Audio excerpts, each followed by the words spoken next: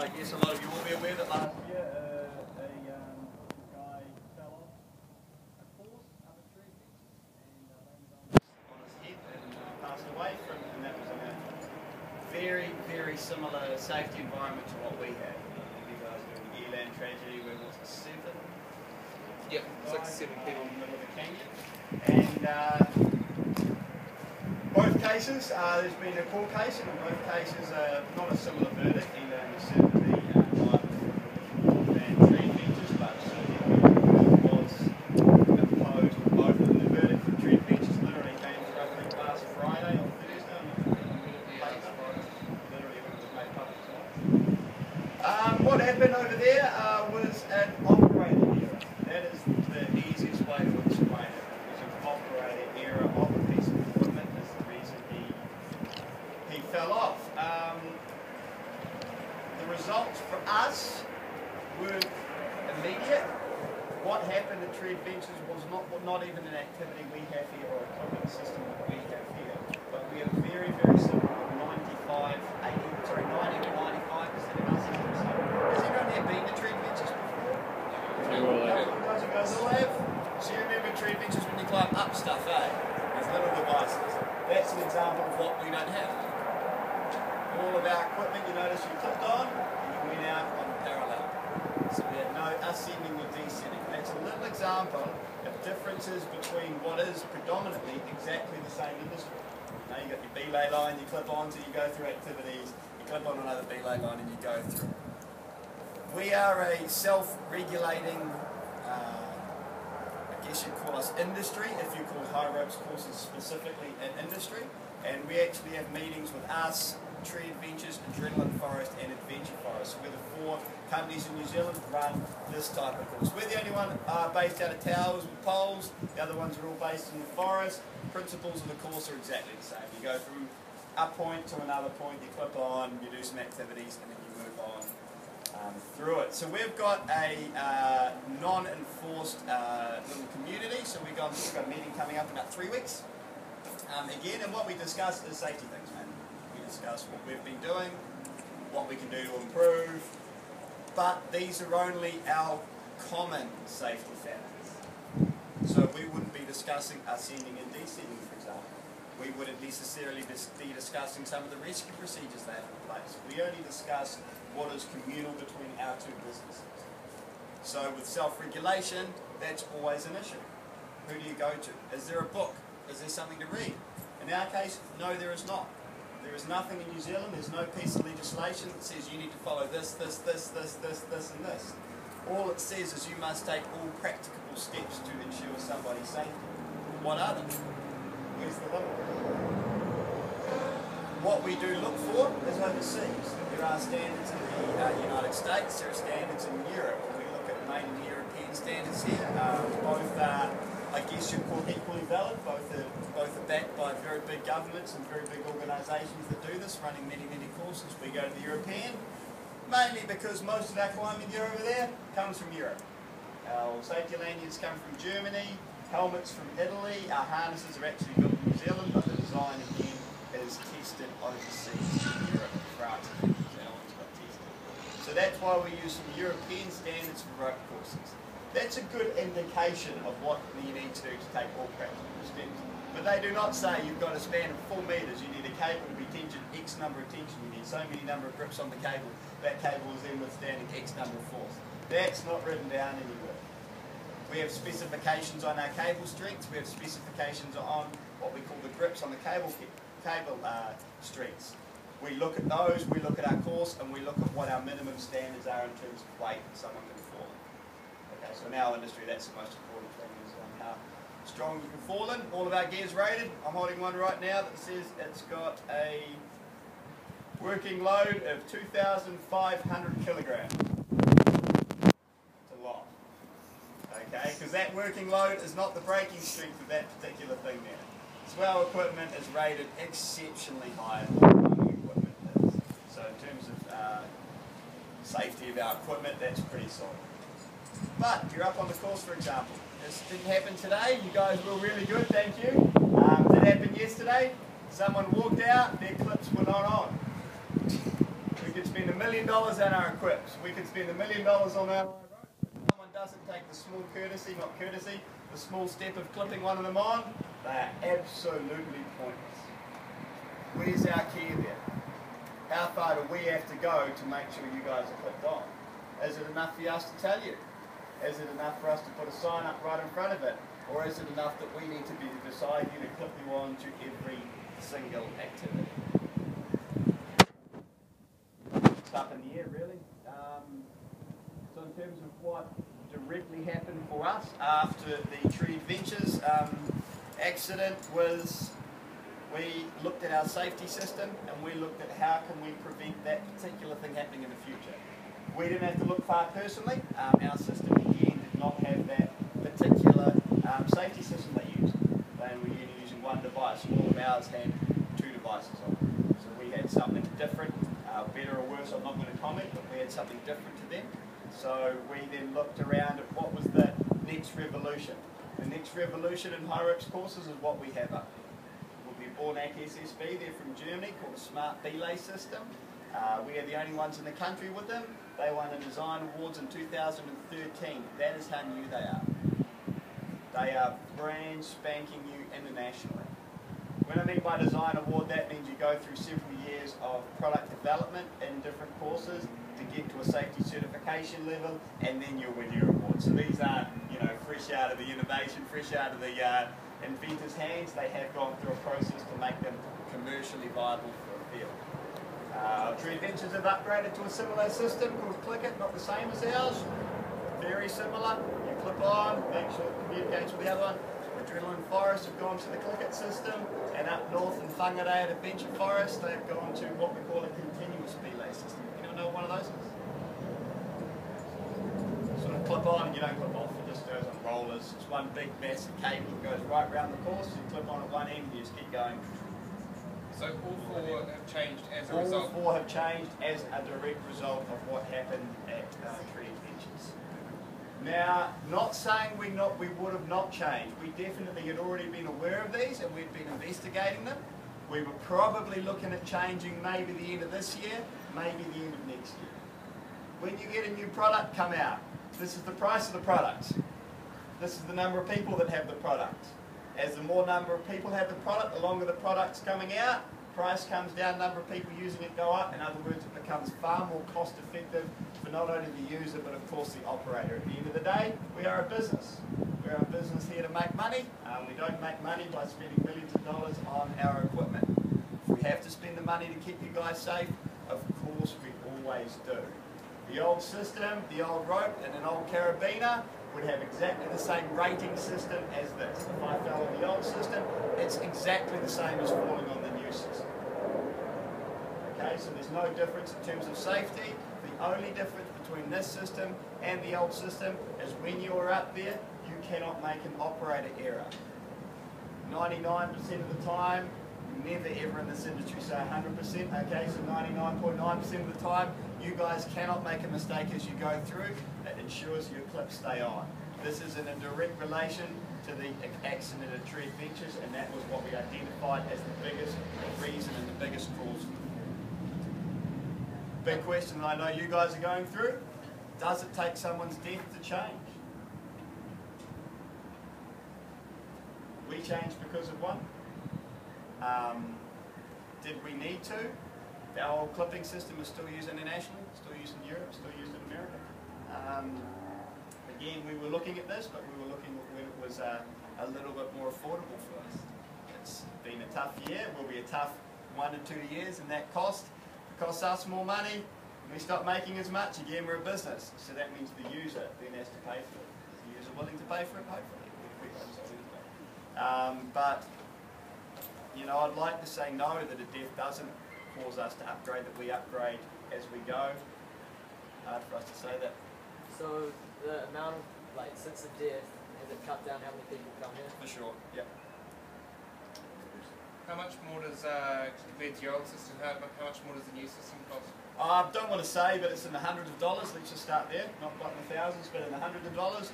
I could make up a very safe carabiner and a rope for $36 a pop. Okay. How many times more? Because you mentioned that to me this morning. Can we say that or no? No, I'm afraid I'm not allowed to tell you the value. No, but how many times more than the old system that you had? Sorry, in terms of cost. Yeah. Let's say it's.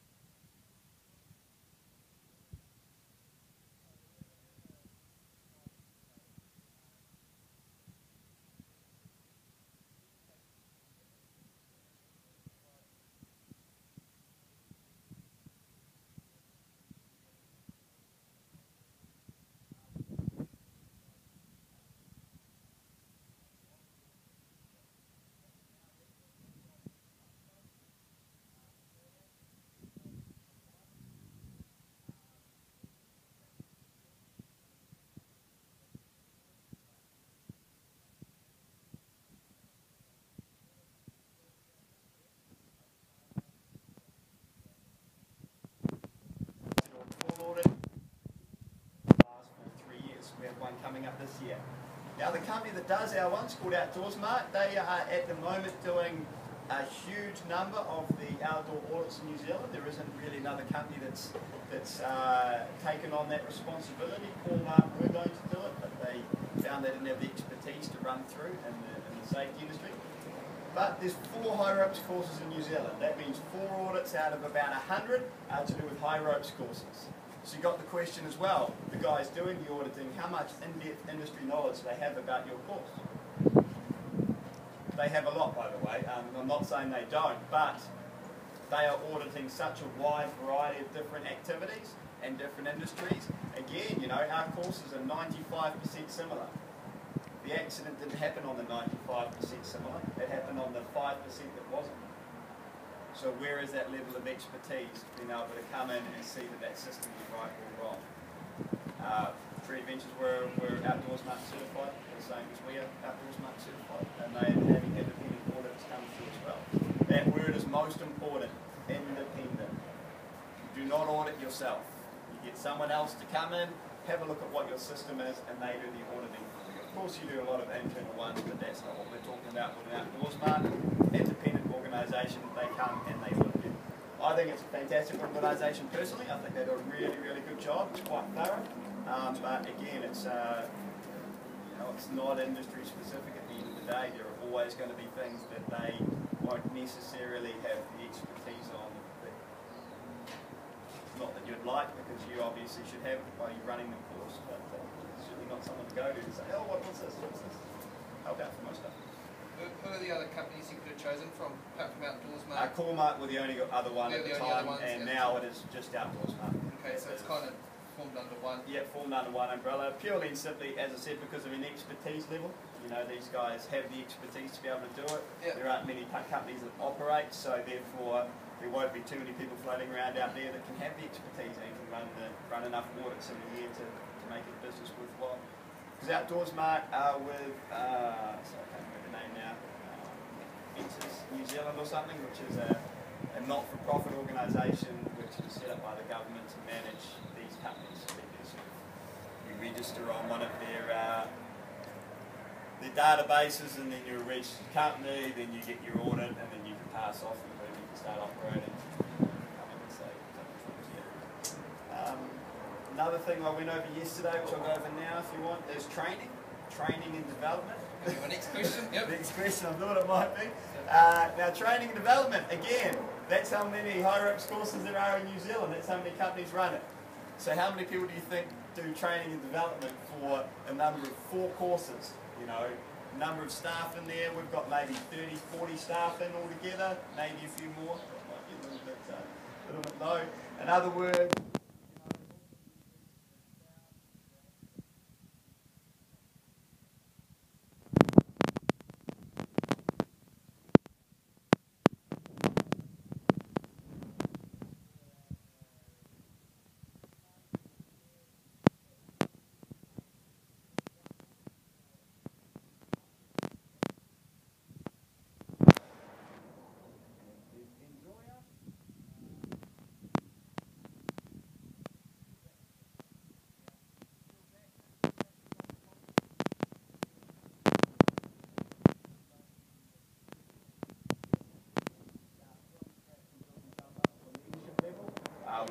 includes climbing, abseiling, all rope work. Enjoyer is more of an in-industry one, so you have a little bit of expertise in your area. Then you go to Enjoyer, maybe you're one of our new employees here and you've been working with a bit of rope skills, you haven't actually been up there tying all the knots yourself. You might then look to get an Enjoyer certification, already being in industry. And then Mountain Safety Council do a lot of other stuff, and they're kind of like an Alpine, they do a lot of abseiling work, probably one of the better companies in New Zealand. The main difference between the companies, every year someone will come and say this one's better, this one's better, this one's better.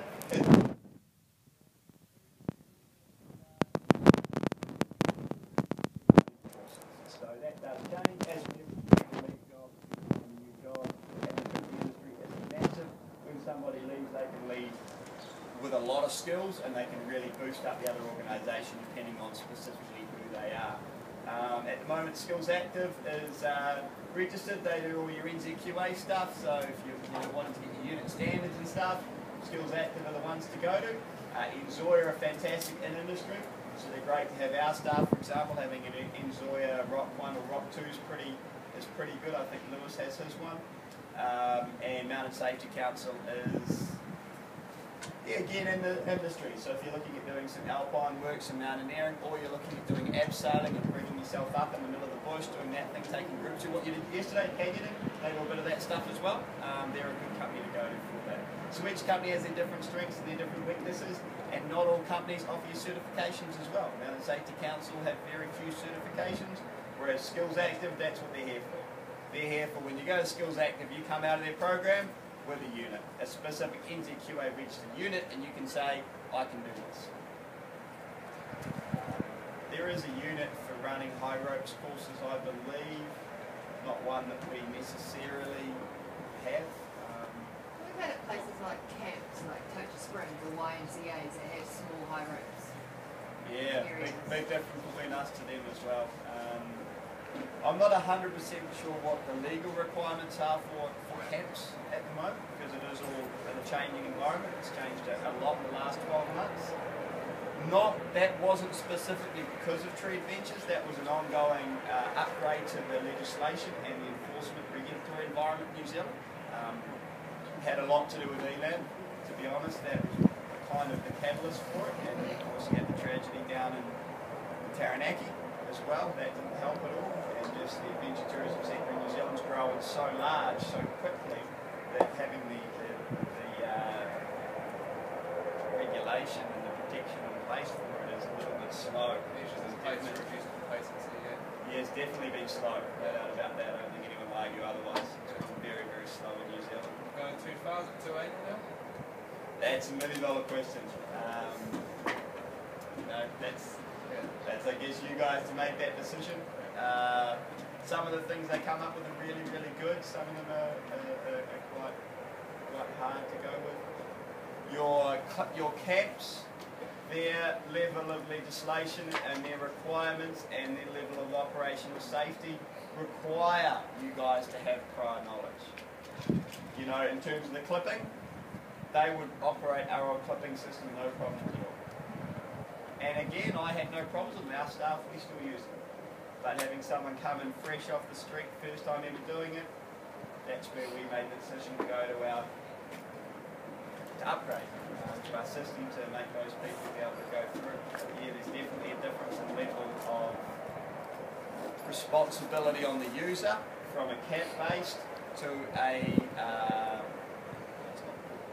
corporate-based word for it, sorry. Lots more paperwork for you guys nowadays?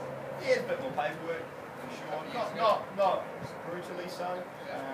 Climbing, paperwork and climbing is ridiculous, man. We have to check the gear once a month, write down, fill out forms, you know, we have to keep an eye on everything all the time. We have to check the course every morning, tick a box. Nothing's changed, to be honest, from when we started to today in terms of our paperwork. We haven't changed much, but that's saying that we made sure we were at a high level of giving. We didn't want to have to change. We wanted to make sure here was all long. We wanted to do that first. Happy where we are. There's new safety standards coming out overseas with what we look at, which is EN 15567, I think it's called. It's a European standard for high ropes courses. Some new standards coming out. We're all Bye.